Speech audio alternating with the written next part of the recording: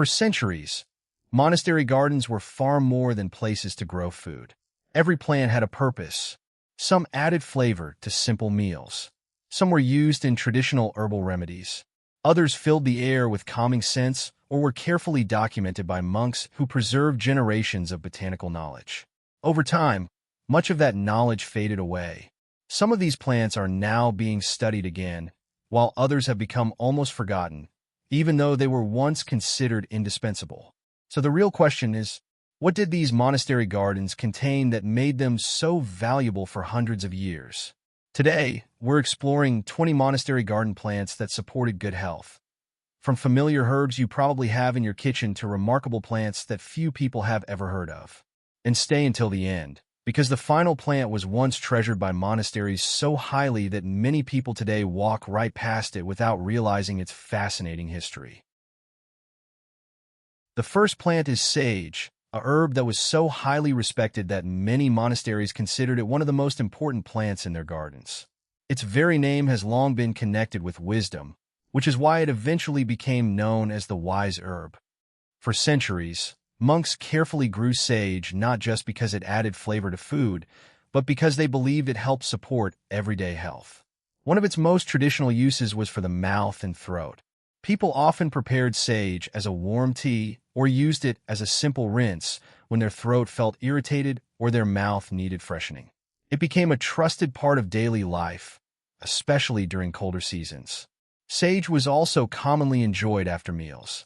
Monks believed it helped keep digestion comfortable, making it a practical herb to have close to the kitchen as well as the monastery's herbal garden. Instead of waiting until they felt unwell, many simply included sage in their everyday routine. Another reason sage became so popular was its remarkable toughness. It was easy to grow, survived year after year, and produced fragrant leaves that could be used fresh or dried for later use. For communities that relied on their gardens for much of what they needed, that kind of dependable plant was incredibly valuable. Today, sage remains one of the world's best-known culinary herbs, and many people still enjoy it in teas, soups, roasted dishes, and traditional herbal preparations. While modern medicine has changed dramatically over the centuries, sage continues to remind us that some of the simplest plants have earned their place in history through generations of everyday use. The second plant is rosemary, a herb that filled monastery gardens with its fresh, pine-like fragrance long before anyone caught sight of its silvery green leaves. But monks didn't treasure rosemary simply because it smelled pleasant. For centuries, rosemary became closely linked with memory, focus, and clear thinking. Whether that reputation grew from careful observation, long tradition, or a combination of both, monks believed this remarkable herb helped them stay mentally alert during the long hours they spent studying, praying, and copying handwritten books. Imagine living inside a monastery hundreds of years ago. There were no electric lights, no computers, and certainly no internet. Every page of every book had to be copied by hand. A single mistake could ruin hours of careful work, making patience and concentration some of the most valuable skills a monk could have. It's easy to see why rosemary became such a trusted companion. Some monks brewed its fragrant leaves into herbal tea, while others simply appreciated its refreshing aroma as they worked. The clean scent helped create a calm atmosphere that suited the quiet rhythm of monastery life, where distractions were few and careful attention mattered every day. But rosemary's story didn't end inside monastery walls. Over time, it became known across Europe as the herb of remembrance. People carried sprigs of rosemary at weddings to symbolize lasting love and faithfulness. It also appeared at memorials as a sign of remembrance for those who had passed away. Few garden herbs became connected with so many important moments in people's lives. Rosemary also earned its place in the monastery kitchen. Its fragrant leaves added flavor to soups, fresh bread, roasted vegetables, and simple meals, proving that even modest ingredients could become something enjoyable with the right herbs. Just as important, rosemary was a dependable plant. Once established, it returned year after year with very little care. For monasteries that relied heavily on their gardens, plants that were both useful and reliable were far more valuable than those grown only for decoration. Today, rosemary remains one of the world's most popular culinary herbs. Home cooks continue using it in countless recipes. Gardeners appreciate its evergreen beauty, and researchers are still exploring the properties of the plant and its natural compounds. After hundreds of years, rosemary continues to connect the past with the present. What began as a familiar herb in peaceful monastery gardens has become one of history's most enduring symbols of memory, tradition, and everyday life. At first glance, thyme doesn't look like anything special. Its tiny leaves and delicate stems can easily be overlooked. But don't let its size fool you. For centuries, thyme built a reputation far greater than its appearance would suggest. Monks valued thyme because it was a dependable herb that could be used in many parts of everyday life. It added wonderful flavor to simple meals, made comforting herbal teas, and filled the garden with a pleasant, earthy scent. In a monastery, where nothing was planted without a good reason, thyme quickly became one of the essentials. It was especially appreciated during the colder months of the year, whenever seasonal coughs, sore throats, or sniffles began making their rounds. Thyme was often one of the first herbs people turned to. Warm thyme tea or other traditional preparations became part of the simple remedies that had been passed down through generations. While these practices were based on tradition rather than modern medicine, thyme earned the trust of countless communities over hundreds of years. Another reason monks loved thyme was how easy it was to grow. It didn't demand constant attention and could thrive in places where many other plants struggled. Once established, it continued producing its fragrant leaves season after season, making it a reliable companion in the monastery garden. Even today, thyme remains one of the world's favorite herbs. Whether sprinkled into soups, roasted vegetables, or homemade breads, it continues to prove that sometimes the smallest plants can leave the biggest impression. Its story is a reminder that true value isn't always measured by size, but by the difference something quietly makes over time. When most people think of lavender, they picture fields of beautiful purple flowers stretching across the countryside. But for the monks who carefully tended their gardens, lavender was much more than something pleasant to look at. Its greatest gift was its calming fragrance. After long days filled with work, study, and prayer, monks often appreciated the peaceful atmosphere that lavender helped create. Its gentle scent was believed to encourage relaxation and restful sleep, making it a welcome presence both inside the monastery and in the garden itself. Bundles of dried lavender were sometimes placed in living spaces, tucked into bedding, or hung in rooms so their soothing aroma could slowly fill the air. Beyond its fragrance, lavender also brought a sense of comfort. Walking through a garden lined with blooming lavender offered a quiet moment to pause, reflect, and enjoy the simple beauty of nature. In a life that valued peace and mindfulness, even something as simple as a pleasant-smelling flower had an important place. Another reason lavender became a monastery favorite was that it attracted helpful pollinators like bees, adding life and color to the garden while supporting other plants nearby. It was both beautiful and practical, a combination monks greatly appreciated. Today, lavender continues to be one of the world's most loved garden plants. Many people still grow it for its relaxing scent, decorate their homes with dried bundles, or enjoy it in herbal teas and bath products. Its popularity reminds us that sometimes the simplest comforts, a quiet garden, a gentle fragrance, and a peaceful moment, are the ones that last through the centuries. As the sun began to set, and another busy day inside the monastery came to an end, one simple drink often found its way into a wooden cup: chamomile tea. Chamomile was one of the gentlest herbs grown in monastery gardens, yet it became one of the most loved. With its small white petals and bright yellow center, it looked like a tiny daisy, bringing both beauty and usefulness to the garden. For generations, chamomile was traditionally enjoyed in the evening as a way to help the body and mind relax after a long day. Monks spent many hours working in the gardens, studying ancient books, praying, and caring for their communities. At the end of those quiet days, a warm cup of chamomile tea became part of a peaceful routine. The herb also earned a reputation for helping settle an uneasy stomach. After simple meals shared together, chamomile was often chosen as a comforting drink. It wasn't viewed as something extraordinary. Instead, it was appreciated because it was gentle, dependable, and always there when needed. As the centuries passed, chamomile spread far beyond monastery walls. Families across Europe began growing it in their own gardens, passing down recipes for teas from one generation to the next. Even today, millions of people still reach for chamomile before bedtime, continuing a tradition that has lasted for hundreds of years. Its story reminds us that not every treasured plant had to be rare or dramatic. Sometimes the greatest gift a garden could offer was simply a moment of peace at the end of a long day. Few plants feel as instantly refreshing as peppermint. Even brushing your hand across its leaves releases a cool, clean scent that's almost impossible to forget. It's no surprise that monks made sure this lively herb had a place in their gardens. Peppermint was much more than a pleasant-smelling plant. It quickly became one of the monastery's most practical herbs because it could be enjoyed in so many different ways. Fresh leaves were added to drinks, brewed into herbal teas, and used to brighten the flavor of simple meals. One of peppermint's best-known traditional uses was after eating. Following a hearty meal, many people enjoyed peppermint tea because it was believed to leave the stomach feeling more comfortable and the mouth feeling fresh. Over time, this simple habit became part of everyday life in many monasteries. The plant itself was also remarkably easy to grow.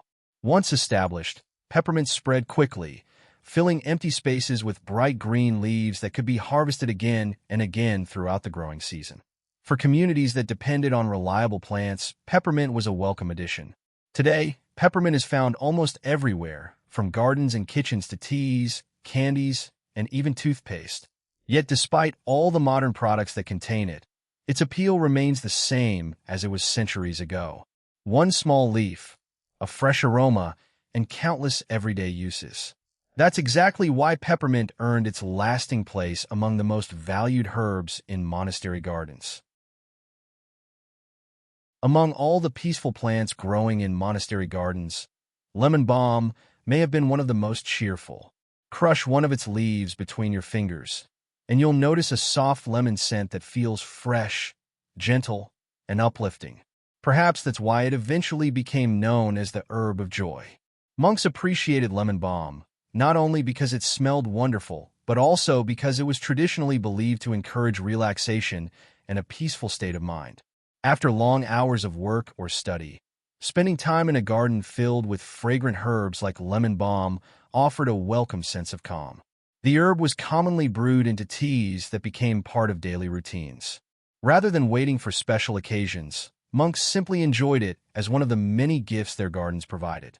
In a quiet monastery, where simple pleasures were deeply appreciated, even the refreshing scent of a single plant could brighten the day. Lemon balm was also easy to grow and returned faithfully year after year.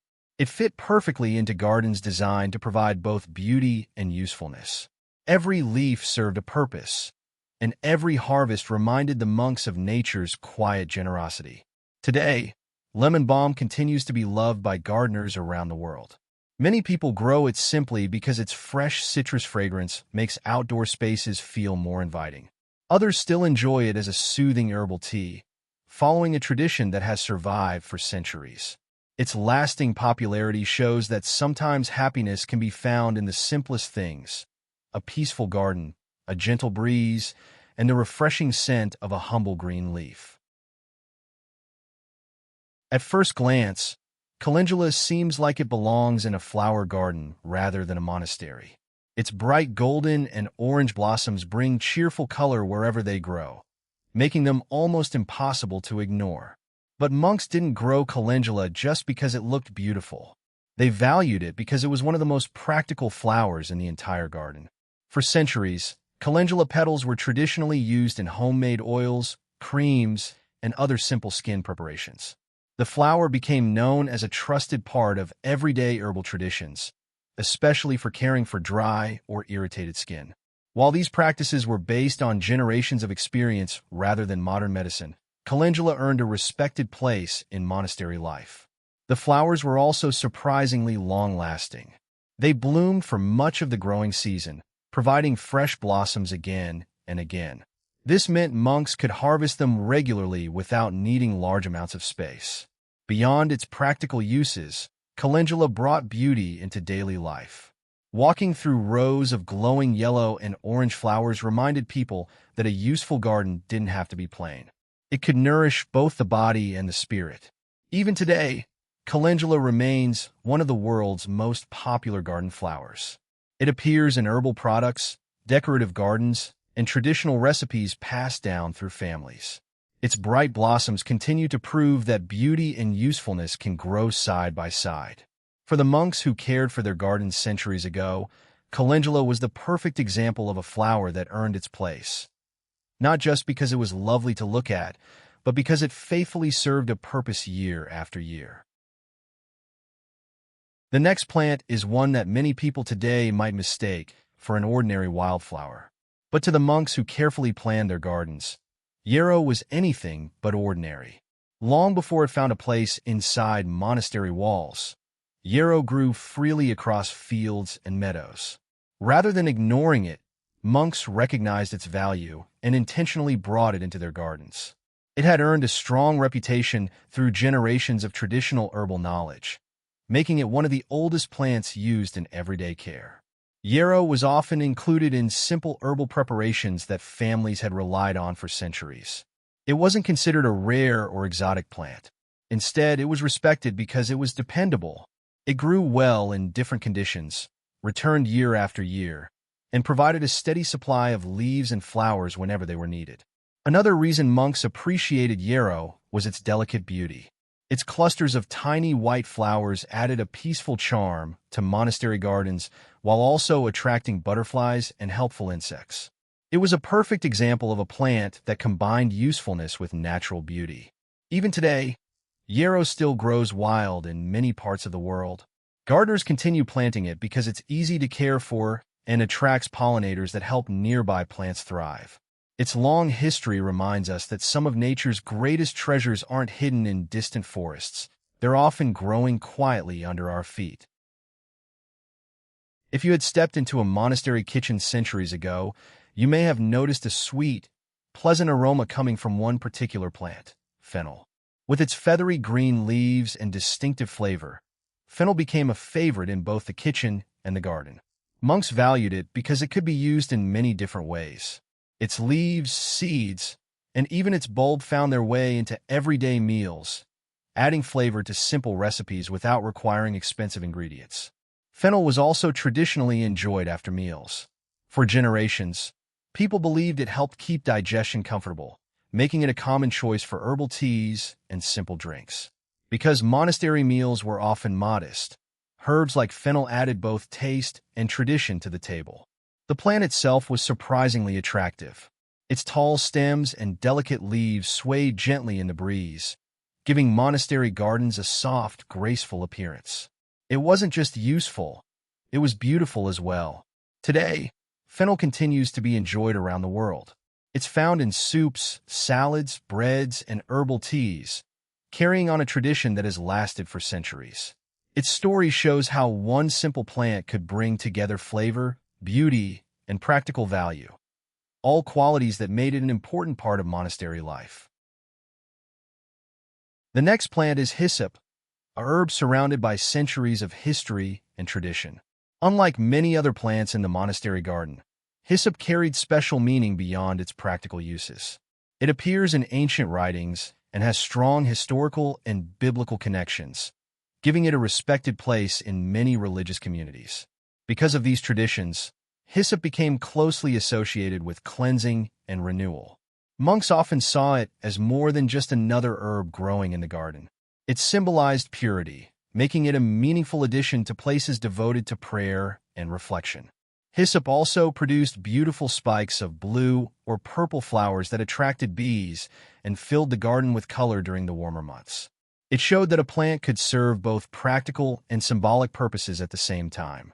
Over the years, hyssop became a familiar sight in monastery gardens across Europe. Even visitors who knew little about herbs often recognized it because of its long-standing reputation and religious significance. Today, many gardeners still grow hyssop for its attractive flowers and pleasant fragrance. Its story reminds us that some plants become important not only because of how they're used, but because of the meaning people attach to them through generations. If there was one plant that looked almost magical in a monastery garden, it was angelica, growing much taller than many surrounding herbs. Angelica stood proudly with large green leaves and impressive umbrella-shaped clusters of tiny flowers. Its striking appearance alone made it impossible to ignore. Over time, people began calling it the angel's herb. Some believed its name reflected its graceful appearance, while others connected it with old legends that gave the plant an almost mystical reputation. Whatever the reason, monks valued angelica highly. Unlike common kitchen herbs that could easily be replaced, angelica was treated with special care. It wasn't planted carelessly or harvested without thought. Because it was less common and required more attention, monastery gardeners often protected it carefully to ensure it continued growing year after year. Its unusual size also made it stand out in the garden. While many herbs stayed low to the ground, angelica reached upward, becoming a natural landmark among the smaller plants. Today, angelica isn't nearly as common as herbs like mint or rosemary, which is one reason many people have never heard of it. Yet for centuries, it held an honored place in monastery gardens, admired for both its beauty and its long tradition. Sometimes the rarest plants are the ones history quietly leaves behind. But inside monastery walls, angelica was never forgotten. It stood as a reminder that some treasures aren't measured by how famous they become, but by how carefully they are preserved.